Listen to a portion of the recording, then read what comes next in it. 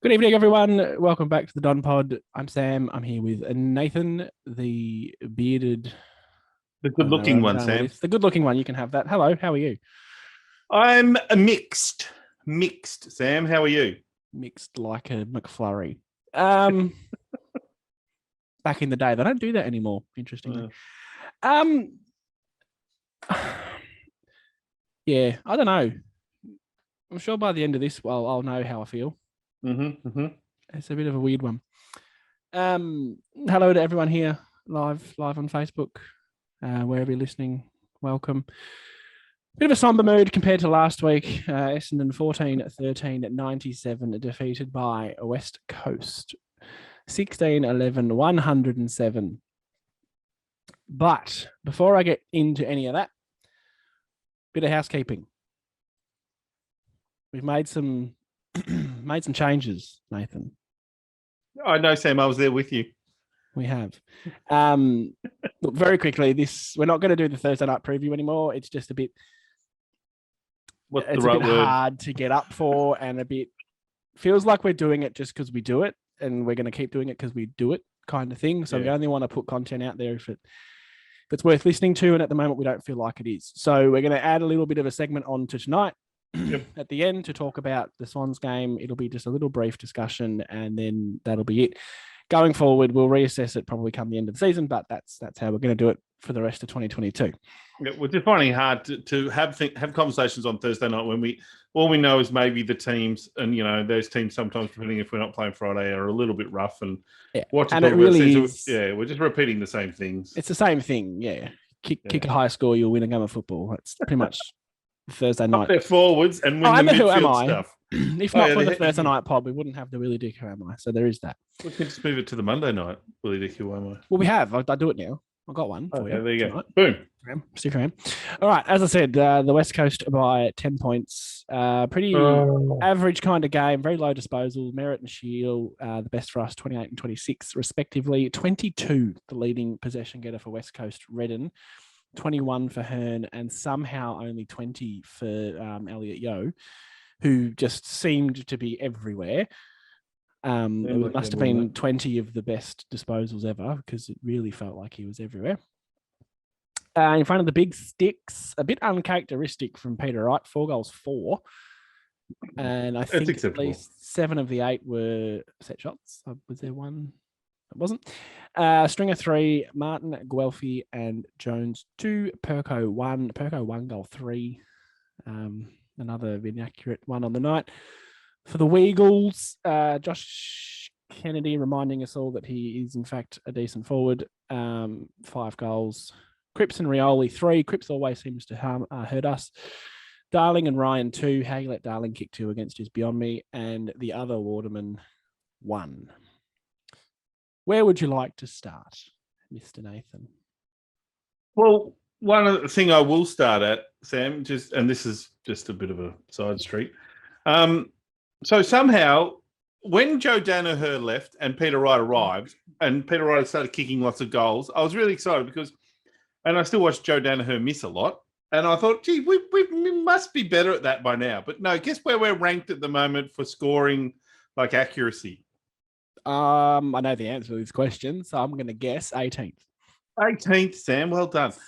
We somehow are the worst set shot or scoring team in the competition for accuracies. And I thought that left with Joe Danaher, but now not maybe Peter Wright, because I think Peter Wright's been great, and 4-4 is fine. Like that's probably his worst accuracy that's the sort thing. of game. 4-4 is out there result. Yep. If he had 8 shots at goal, you'd think 6-1, 6-2, 7-1 kind of region. Yeah, but it's fascinating when you look at the sort of the players that are. So behind Peter Wright, there's Nick Martin, who's been awesome, but he's kicked 15-11, and then Archie Perkins 13-10, and the other one I'll throw in there, who's not playing at the moment, but it was has played a few games, is just let me find him, Devon Smith with 3 goals 8. Yeah. No? And didn't you say Parrish is 1 goal 5 as well? Yeah, Paris has kicked 1-5. Like 1 goal's not enough from a midfielder either. That's another issue. Not across half a season, no. Even last week, just on that actually, Hobbs kicked 0-3. Yeah. Well, it stood out the last 3 weeks, our inaccuracy. Like the Carlton game and the Port game, I thought we could have been closer if we kicked a bit better. And I don't think we lost this game because, well, we kicked inaccurately. But I don't think it helped us either. And I would have thought something like, that shouldn't be as... I mean, we're bad at so many things, like defending. But I don't know. It's probably one of the more painful things, I think, because... Sorry, finish here. Sorry. Yeah, I was just going to say, because I think the defending one, like that's, they're working on a team thing, but these are freaking AFL players. I would have thought some of them could kick straight. Yeah, so to further your point, Port Adelaide, 6 goals, 14. That was round 11. Round 12 was the bye. Round 13, 7 goals, 12 to Carlton's 12-8. So one more scoring shot. That was the difference. Yep. Last week against St Kilda, 15-17. Yeah, that's horrible. And then against the Eagles, I don't even have to look there, it was 14-13. And we let them kick 107 points, right? And my first point of the evening was going to be their first score above 100 since the 16th of May last year. They have not kicked 100 points in over 12 months. And we did it. We let them do it. So irrelevant. It's become a massive issue. Irrelevant whether or not inaccuracy cost us Friday night. But if 14-13 becomes 18-9, something like that. Yep. You'll win a lot more games of football. Hey, it's the Thursday night content again. Kick more goals and you'll win. Well, look, it's funny because back in 2020, Rutten made the claim that the important thing for the footy club is to be about a really strong blue collar footy side. He said, I want to defend in a way that's going to complement the way we want to move the ball and score well. Like he talks about being blue collar and defending, and we're not seeing that at the moment. Those things are not happening. Now, I'm not in the sack the coach place. I don't. It's just, and I don't really care for the review because I think all clubs should be reviewing their, after every loss. You'd be reviewing everything, wouldn't you? But he has to. I think communication to the members would be nice about what are we trying to do about, besides, we're trying to do training. What are we doing about defense? Because we see things that our defenders get so far forward. Like half of them were in the inside 50, in the West Coast game. I saw D'Ambrosio down there. I saw Kelly down there. Like, can't they at one stage say, no, I'm not going after my forward. I'll let him go in there. I'm going to stay out and get ready for the kick. Yeah, a rush kick. It's not new either. That's the other thing. This has been a thing all year. And hilariously, only last week I commented on the fact that the last 4 games we've managed to keep opponents to lowish scores. I think you jinxed us. I really did. And then we go out and concede 107 to the second worst team in the comp. I take some solace from they were okay against Geelong the week before. But really, I mean, we rocked up. Yeah. I'm changing the subject off defence a little bit here, but it's kind of all encompassing.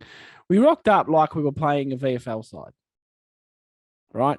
Like we thought we were Melbourne playing against West Coast, right? West Coast are pretty poor. We started well. Like we were scoring, we were attacking. Yeah, but what we were doing from last week to this week, from the St Kilda game to the West Coast game, we just bombed it on Peter Wright's head again. Now, thankfully, Pete took some contested marks and had, I think, 6 or so of his shots in the first half, I reckon. Yep. Maybe even 7 of them.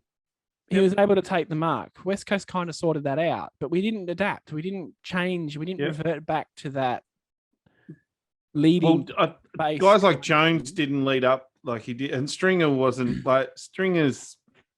I want to say effort wasn't quite as good. There were moments where he was good, but we're really screaming out for not necessarily a small forward, but a forward that can give us pressure forward.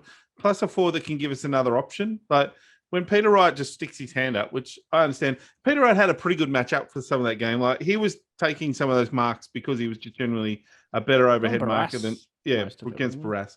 So I was okay with that, but there was no other options. There was no other leading forwards. There was no other movement. Jones wasn't playing. Jones was frustrating. I actually want to talk about him. He played like a small forward. He didn't lead really. He was forever trying to read the crumb. Yeah.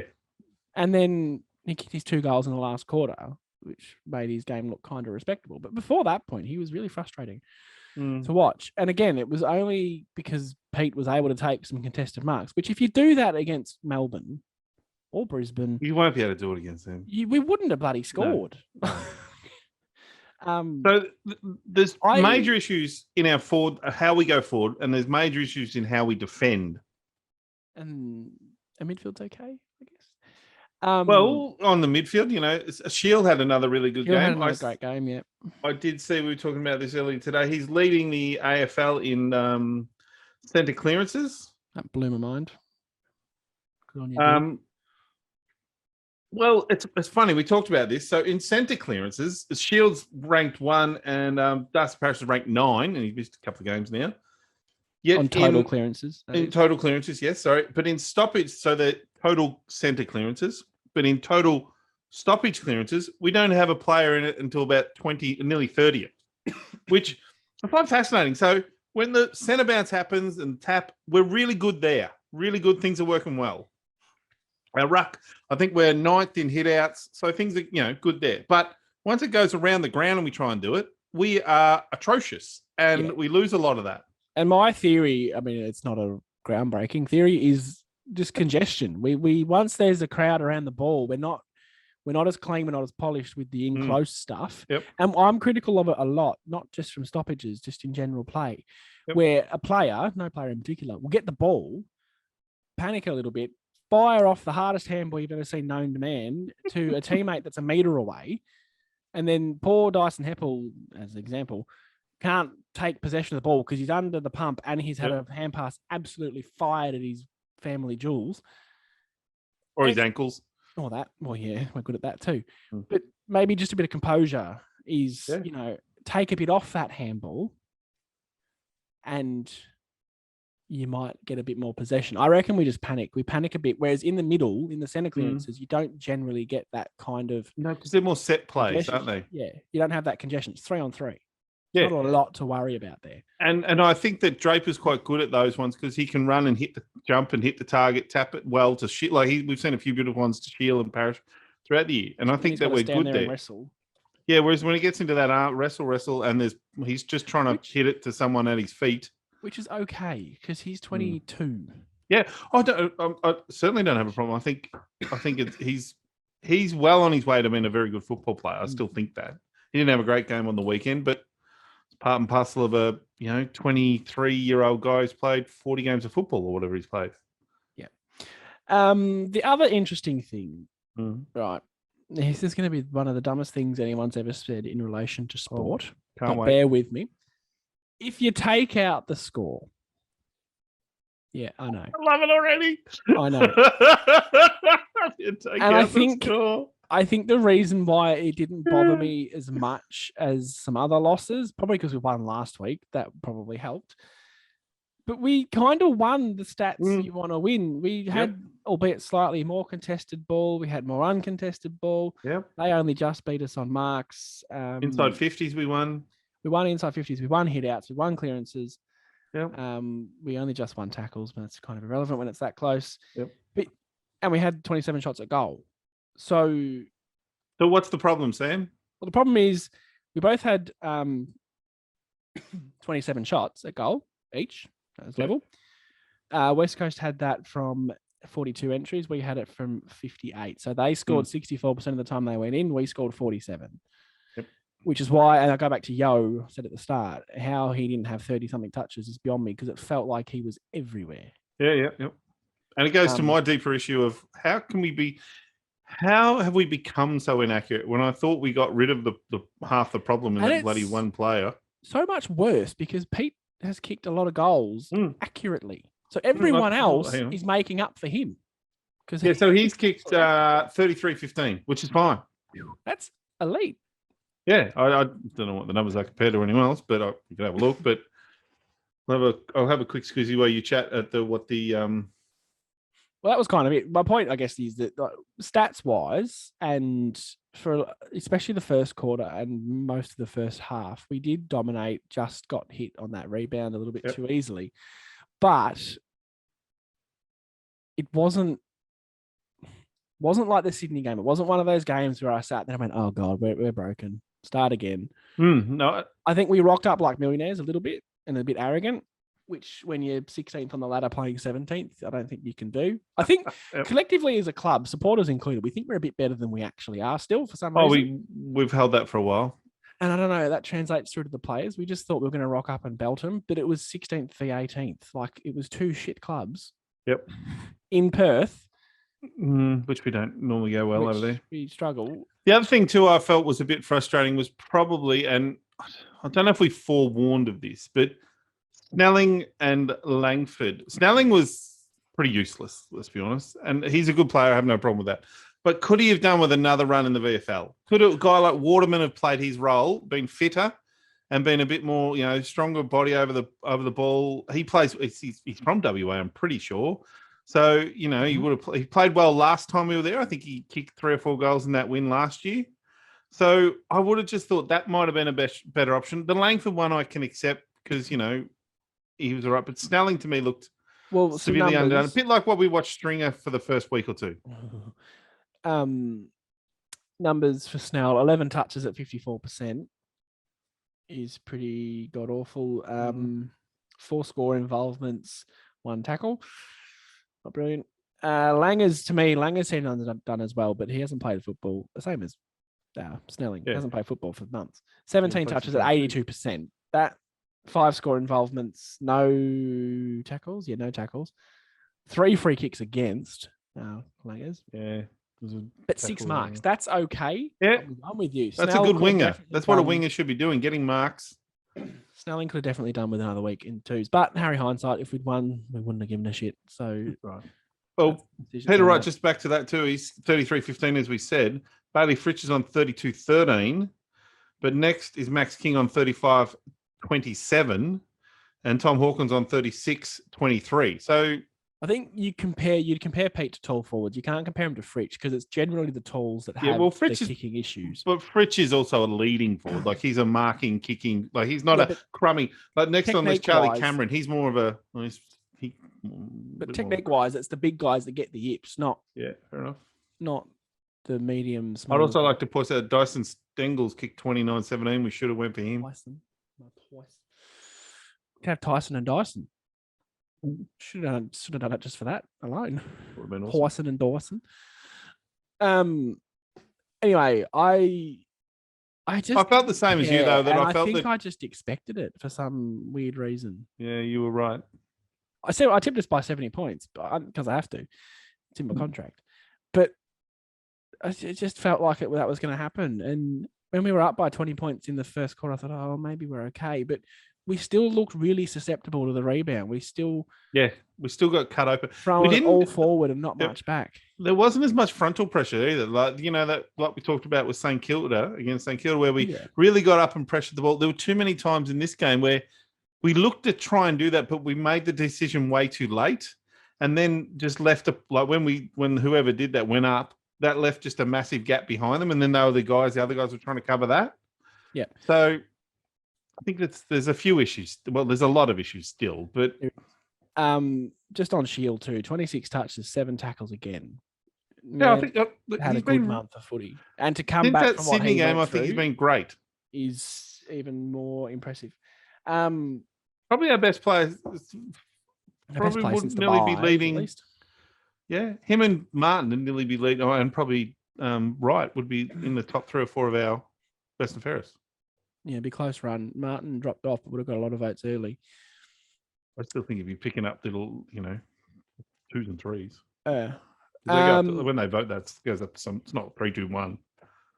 No, numbers are high. They're massive. Yeah, they go up to like 8 or 9 because they end up with 300 or 400 points, don't they? Or votes or whatever. Yeah. I don't know, I'm normally drunk by the end of that vote count when I go. To be honest, I'll jump into the Who Am I, if that's okay. And then we'll come back and do some votes, and we'll look forward to next week. Any comments, Sam? Well, we'll get to the comments towards the end, as we normally do. Mm-hmm. Who's the host here? You just sit back down. Sorry. How dare I? Right, the Willie Dick Who Am I? I'm going to do my best to get through this without coughing. Except that one. I love it. Right. Might be an easier one this week, but I don't want to say that and then make you look silly when you Am don't. I allowed to ask questions back? No. Okay, checking. You ever done it? Who am I? I ask the questions. Mm. And just don't stab in the dark. Just What's wrong with how else am I meant to do it? educated guesses only. You're kidding yourself. Right, for 6 points. I debuted in 1996, amassing just 7 disposals on my debut. 1996. Stanton. It was your peak, wasn't it, for Nathan? Not Stanton. Well, you're probably too young. Anyway, not Stanton. For 5 points, I retired in 2009 after playing 270 games of AFL football. What? AFL. Oh, right. We call the waffle the waffles. I can call the AFL, surely. A valid point. 2009. 9, yeah. Again,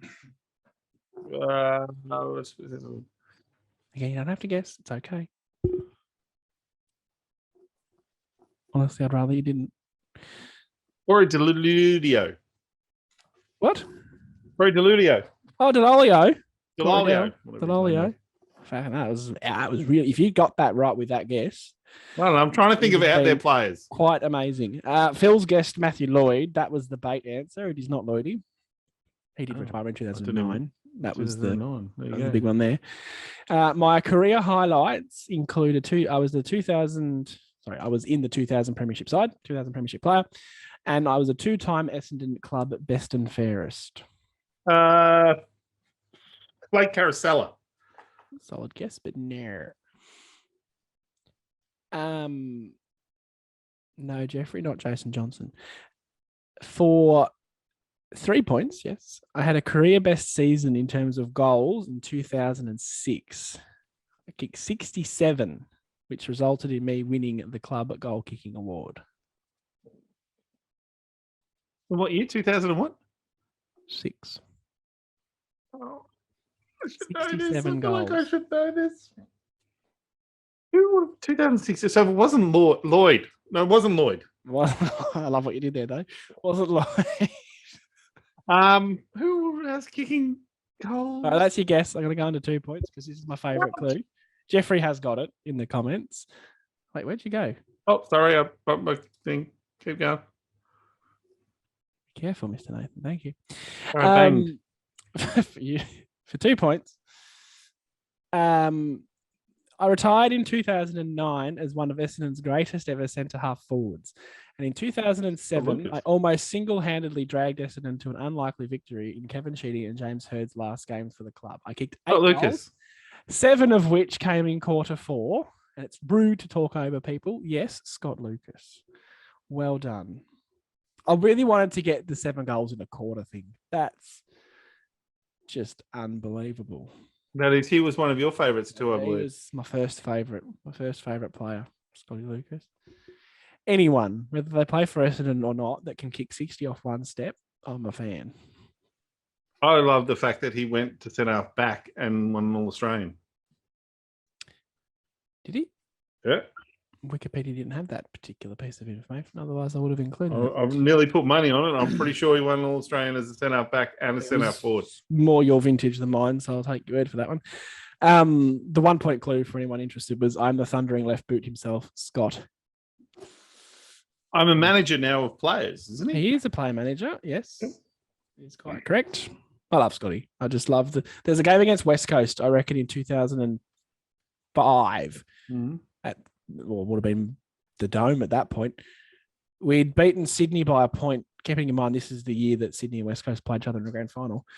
We'd beaten Sydney by a point the week before, came back to Melbourne to play West Coast, and we were like 6 goals down in the first quarter. And we came back and won. But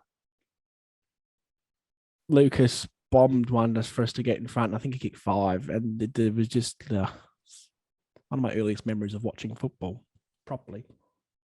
Well, look, I watched him play a lot. He was in that, obviously, the very good era I remember watching football and him and Lloyd were an invincible combination between the two of them. Pretty handy.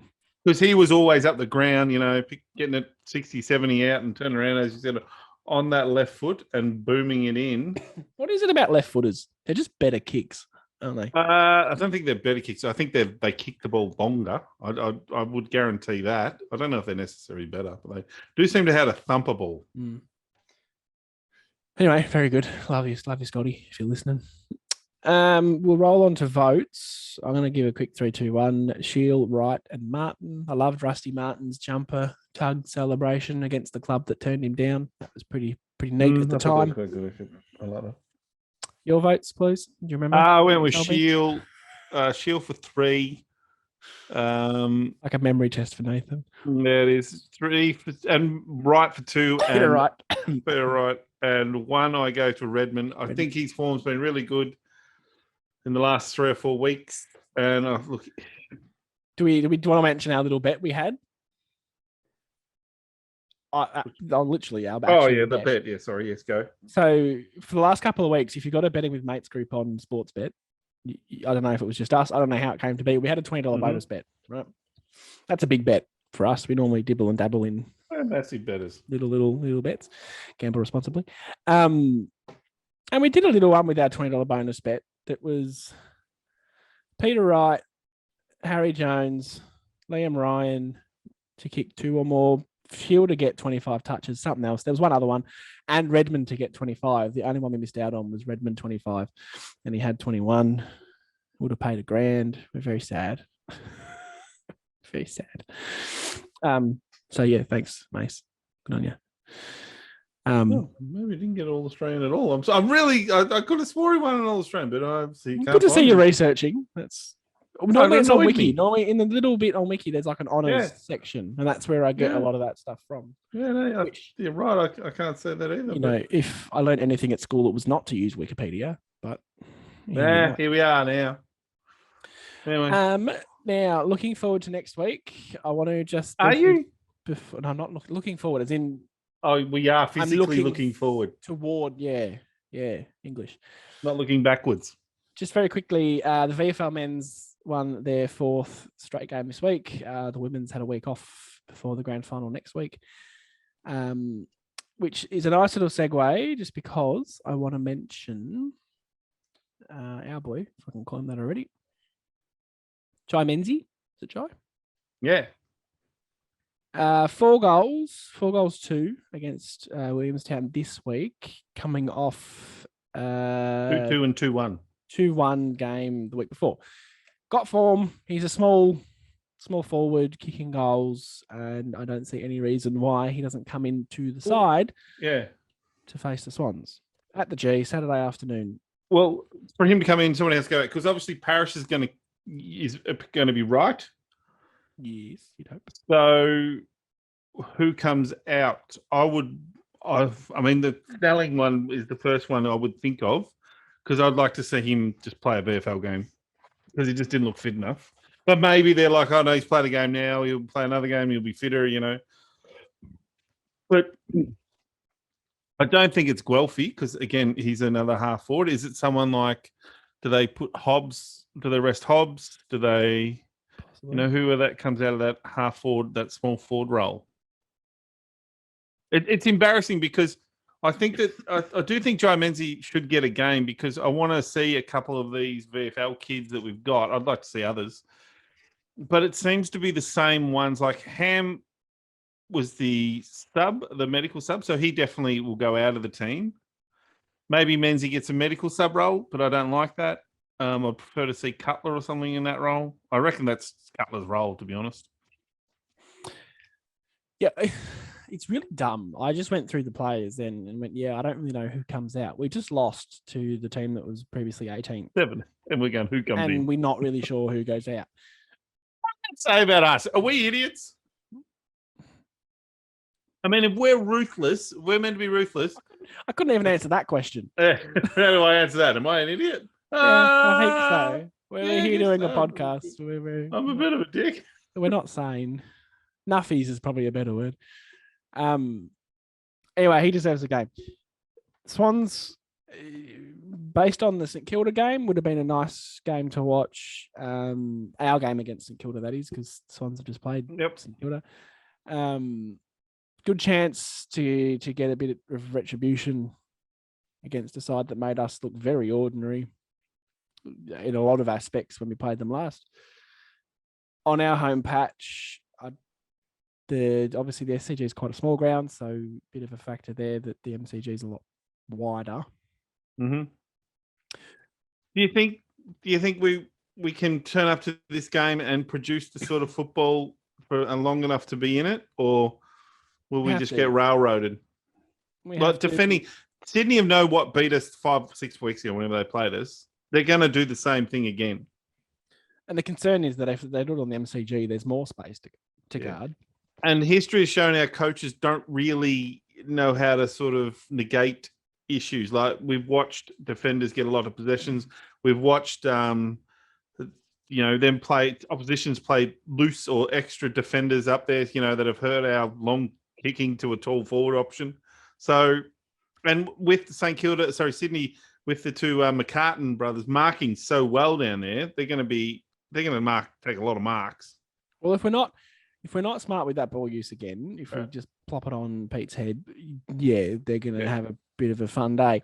If we go back to that St Kilda game where we're actually kicking to advantage and putting pressure on going the other way, then, again, we're idiots. So I still give us half a chance on our home ground to win, but we need more St Kilda game than West Coast game. But we've got a lot of ball against West Coast. So I don't know. I really don't know. One of the weirdest losses for me all year. The West Coast game, although it was a loss, it did carry on our form of the last 3 or 4 weeks of having been not. So I think this is the issue, though. I think we're over attacking and not defending enough. But thankfully, with our attacking, that we're getting shots on goal. We're just not being good enough to be accurate, and that's putting us in games. But we're defending horribly. Yeah, if we can transition that into the coaches' conversation, that's what frustrates me about Truck. If you look at a lot of teams, I won't say every team because I don't know. A lot of teams, to me, the first brick that they put down in their little premiership rise is defense. Yeah. Get your defense right. That's what Hurd openly did that when he was coaching us 10 years ago. And you see Freo and Carlton are trying to do that? Carlton did it. It's backwards. Collingwood are probably doing it a bit better. Don't worry about attacking. We're not doing anything this year. We're never going to win a flag this year. So just get your defense right. Then you can work out the rest as you go. You're right. We're way too much going the other way, trying to score and be attractive, which I get because that's nice to watch. Well, is that the pressure of like the board and the Essendon Football Club, being the Essendon Football Club, that you can't be that dogged, defensive dour, use all my D's words, team that is not attractive football that people don't want to come watch. And, we might be still losing, but we're keeping them to scores of 70. Well, yeah, and that's what I've said before, like weeks and weeks ago. If we were losing every week but only conceding 70, 80 points, I'm okay. As long as we're losing to better sides, I'll cop that. But it just doesn't make any sense to me. And I'll harp on it. It's a hill I'll die on. Defense wins your titles. Attack wins your games. And I know as someone that goes to games a lot, it is difficult being an Essendon supporter at the ground because the majority sit there and complain when we kick sideways and you can hear the unrest. Everyone gets a bit shitty. But then the same thing happens when we bomb down the line to nobody. Everyone gets shitty. There's possibly an element of it, just the fact we're a big club with a big supporter base, that sort of shit does come into it a little bit more. I think possibly. It does. And it's natural, but the groans and grumbles you get at the footy, it must be bloody hard sometimes as a player. You try to take one kick on and 50,000 people go, oh, God's sake. Never going to change. Doesn't have to change. Just can't be easy. So, I do think it's really interesting. I don't know what the answer is. I'm interested in this game against Sydney, purely for the reason to see like the changes for one. Like do we try and, I don't know how good Kelly's been the last few weeks. I'm a bit frustrated by him. I'd like to see a different match. I would hope we can pick a tall, I know Reed, I believe, was injured, so I don't know how badly he was, and so was Stupid, but maybe even BZT comes in, because they're going to have, Buddy, they're going to have, what's his name, Reed, and they're probably going to have that other guy I don't know if he's playing every week, from their young high draft pick. I do know who you mean. Yeah. Who's also quite a tall forward. So they're going to go in with some pretty tall forwards, and they always trouble us forward. I think the problem with the West Coast game was that because the Laverde Ridley thing worked on St Kilda, we just thought it would work again, and it just didn't. Because the thing about West Coast, to go back to that game, is they're a very experienced team. Like there would have been 10, 12 guys in that team that were premiership players. And we have one stringer. Yeah. I wouldn't have even said one. And none of the others even. Kelly might have played in the grand final. Was he around? West, he around in 2017. He would have to have been because of free agent. Well, and all the other players wouldn't even have won a final, because none of the Essendon current players have won a final. I don't need to bring that up. No, but you know what I'm saying. Like, experience-wise, we're a long way off. Yeah. I know, but we get enough. Whereas we haven't won a final shit. And we're going to be playing Sydney, who's another experience. They've got a lot of experience. Guy Heaney, Parker, Buddy, the Lloyd, and they've got experience all over the board in their teams. Whereas we're going to, I don't know. I don't know either. That's where we're at. I don't know. And this is the struggle of why we didn't want to do Thursday nights anymore. Exactly right. Exactly why we just want to sit here and talk once, because it's the same stuff every week. It's nothing unique. We're crap at the moment. We're really, really crap. I'm going to read some comments if that's okay. Yeah, go. Because I'll step away. I'm running out of time. Doug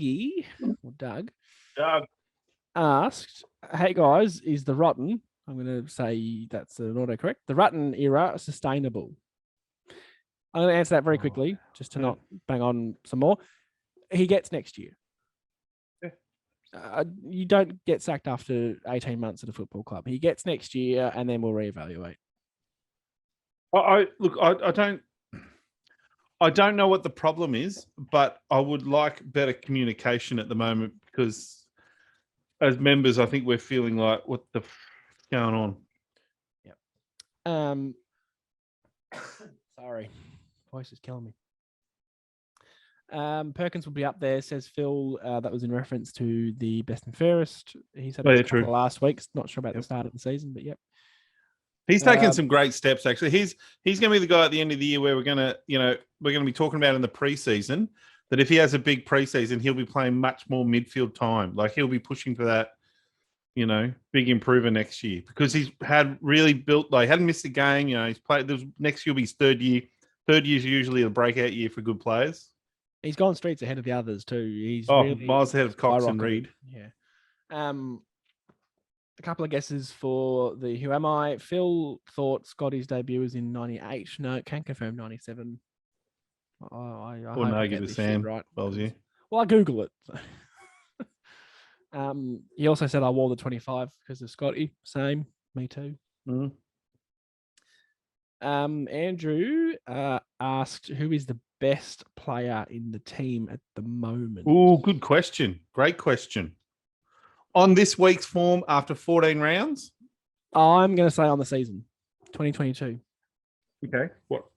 So is this the question we often talk about, which player of ours could go to, say, the best team, say it's Melbourne at the moment, and get a game there, no worries? No, because that's unfair. Say defenders. Well, purely because I was going to say Peter Wright. Peter Wright wouldn't get a game at Carlton, but he'd get a game at Melbourne. Yeah. That's rough. You can't really use that as your guide. I think on consistency, Peter Wright, because we haven't had a forward kick 40 goals in a season for a little while. No, that's right. Yeah. I'd probably say Shield. Oof. I like it. Ooh. Hard hitting. Well, I think he's been, he had some bad games, but all in all, he's really given a lot.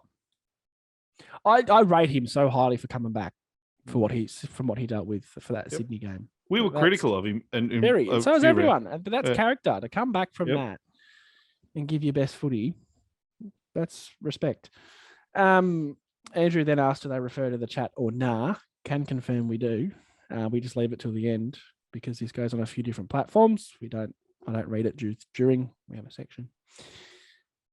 Alfie's back. Says Zerk has to come in. I don't mind that, Alfie. Alfie, if you get time, why him and not Reed? That's I believe Reed got injured. Is he injured? Okay, well, he got injured in the VFL game. Him and not Stringer and bloody Stewart both got injured in the not this week, last week. That was my understanding. I'd rather lose than Zerk Thatcher. I'd rather have Reed play if he's fit, but if he's not fit, then the next only option is Zerk Thatcher, unless it's that Air, I think, is the other Air. Yeah, Air. You're right, Air. Yep. He's a long way off, are they? Phil, same Phil as before. Best team West Coast has put on the park. I'm assuming you mean this year. And that, Phil. Cal played in that losing grand final. Good bit of guesswork from me. We are crap, but we're heading in the right direction. There's worse takes. Is that what someone says, that we're crap, but heading in the right direction? There's worse takes, I guess. That's about it.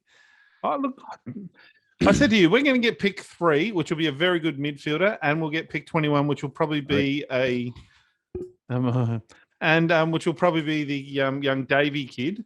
So we're going to pick up 2 very good, and I think we need, another. You can always do with midfielders. This is another aspect of me not being that worried about losing. I don't want to just win games and go 5 spots up the ladder for no reason. Exactly. That was the positive I took from the game. Third last and get pick 3. Like that's fine. Entrenched in that bottom 3 or 4. We're going to get a good pick. Yeah. Phil. Maybe that's Truck's plan. Same Phil. These are all different comments. I'm not just picking the same parts of his one comment.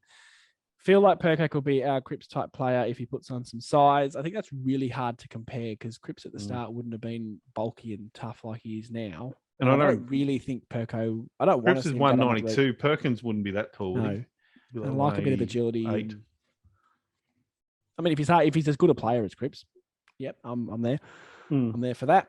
I think more of a guy you'd be looking at might be Nat Fife type. Yeah, he's skinnier, but really skilled. Fife kick it to an umpire. Yeah, I did see that. And then get pinged for insufficient attempt. And he saw him turn to his player and go, I kicked it to the umpire. Not pinged for. Yep. Joke of a game. Yep. Sorry, the comments kept reloading on me. Andrew again's pretty critical of our Peter Wright and Dylan Shield call. We're taking the piss. Andrew, tell us who you think has been the best player in 2022. That isn't Parrish. Try and be different about that. Please. Well, Parrish has been very good, but I don't think he's got a lot of possessions and he's been really useful in a lot of games. I don't doubt that he's been very good, but Peter 30 goals by round 14 is we haven't had for how long? It's Danaher. Danaher kicked a 60 whatever in 2017. That's it. Yep. And as for midfielders, look, as I said, I could have that debate, and I'd be happy to have it. I would debate Shield for the early parts of the season, but that's just typical of the whole team. We've been so inconsistent across the whole Parrish season. Wasn't great in a couple of patches too. He had some pretty ordinary games too, so very hard to pick the best player. It could nearly be Nick Martin. Which says a lot, doesn't it? But I agree. There's so much. Hard to go past Merritt. This is Phil again. He's solid every week. He hasn't been. No, I disagree. I don't think he's been great the last month or so. I think he's either carrying injured. He hasn't chased. He hasn't been. His numbers are nowhere near his normal numbers for the guy who's been playing. They've thrown him out on more of a wing. He hasn't been getting the centre bounce attendances that he normally gets. So there's something going on there where they're not actually putting him in the midfield where he normally just sits and stays. Yep. Andrew has come in with a really in-depth, well thought out comment here. No one's been our best player all year, but Simon saved the day, and I almost want to change my answer. Yeah, Redman. Oh yeah, that's a great shout. Didn't think of him. He's been in our votes a lot, and we were very hard on him at the start of the season. So definitely proved us wrong. Yeah, no, good shout, Simon. I'm happy with that. That's good shout. And you look. And Laverde's been really good too. Like Laverde, Ridley, not so much, and Redmond have played really well. But yet, it's funny because our defense as a whole, as a team, has been disgusting. And I think those guys have been really thrown into the deep end a lot of the time. Yeah, I think there's way too much expected of Laverde, and I wouldn't put him in that category as best player because he has to play on Tom Hawkins and these big blokes every week. So it's very hard to do that well. Yep. I'm loving the fact that he's played 2 years of football without an injury. Touch wood. Yeah, that is good. And all it took was for him to be a defender. All right, we're going to wrap it up there. It has been a bit of a long one tonight. Thank you, guys, in the comments. It's really good input. We love the interaction. Yeah, we love the feedback. If you're on Positive YouTube, and negative. If you're on YouTube, hit the subscribe button. It really helps us out. If you're on Spotify and Apple, hello, we love you too. That's it for the week. We'll be back next Monday. Just reiterating, we won't be doing the Thursday night preview for the rest of the season. Just the Monday night review after the Swans game. Anything else for you to add, Nathan? Can we just be competitive against the Swans? I hate the Swans. I seriously hate the Sydney Swans. Like, yeah, I'm going to struggle. Yeah, same. I was going, but now I'm not. So, okay. A useless piece of information to end on. I'll keep that in mind, Sam. Yeah, when I'm watching the game, Sam could have been at this. Groundbreaking stuff. Go Dons. Go Bombers.